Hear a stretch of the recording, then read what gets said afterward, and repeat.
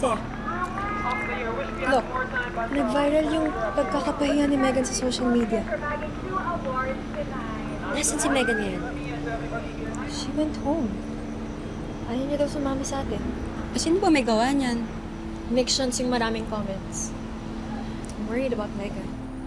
Kilala ko yun si Megan. Noon pa man sa mga pinagdaanan niya nung part pa lang siya ng Nixie hanggang sa naging grupo tayo bilang Yumi. Nalagpasan niya lahat ng mga challenges na yan. Kaya walang-wala yun sa kanya, kayang-kaya na yan. Tara na. Tara na. Thank you, boss, ha? Nate. Thank you, boss Nate. Una na kami, ha? Ito? Ito. Drinks pa. Thank you, boss Nate. Thank you. Ingat. Thank you, ha, boss. Thank you. Try mo yung price. Hoy, Sarap kayo yung talaga. price. Uy, ano ba? Boss, try mo yung price.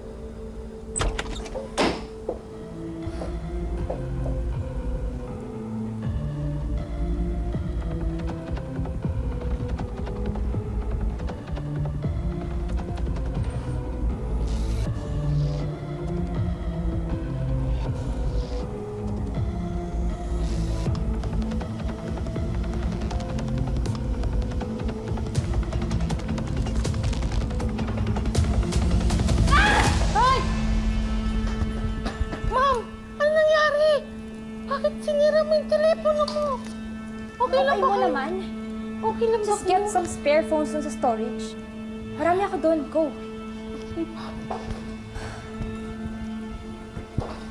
Megan? Ano nangyayari? Di ba napag-usapan na natin ito? Ang hirap na walang ginagawa, Mom. People are all making fun of me.